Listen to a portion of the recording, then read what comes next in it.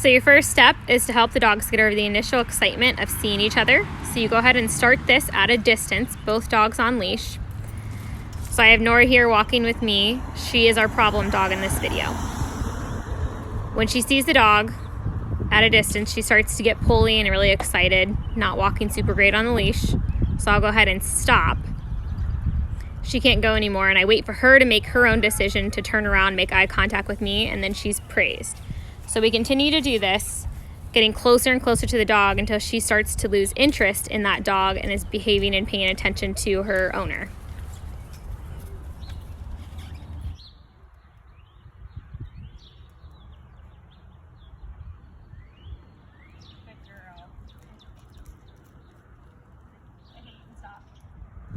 So the second step to help the dogs get used to each other and lose the initial excitement of meeting each other is to get your problem dog to walk next to the other dog that's usually sitting or not pulling too much without paying attention to that dog. So here I am walking with Nora. We're gonna take a couple passes at Scarlet, who's sitting patiently. Nora's paying attention to me. She's not overly excited. She's not super fixated on Scarlet, and she's being rewarded for that. So then that is helping her to lose interest in Scarlet.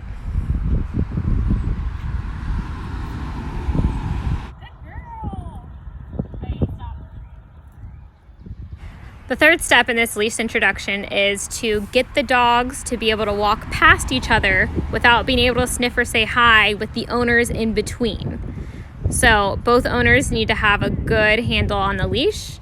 Make sure the dogs are paying attention to you, not getting excited and fixated on each other, and pass by nice and leisurely, both being rewarded once they pass and do not try to make contact.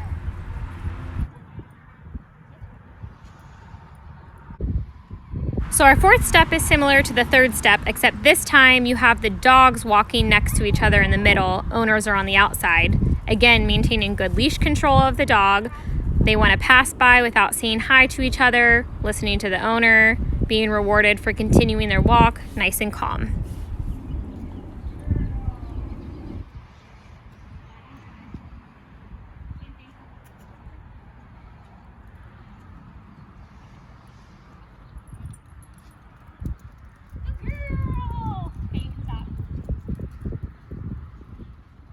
So the fifth step in the leash introductions is, now that we've had the dogs able to pass by each other on leash walking, we are now going to stop and allow them to sniff each other and meet.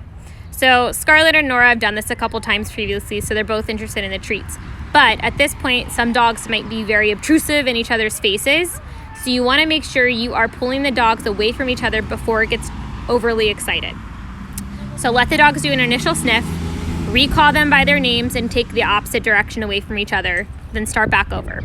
Same thing, let the dogs come back together, let them sniff each other, reward, good girl, treat for them being next to each other, sniffing, nice and calm, and then go ahead and walk away again. Continue to repeat these steps until the dogs can become nice and calm, they can sit next to each other, no problem.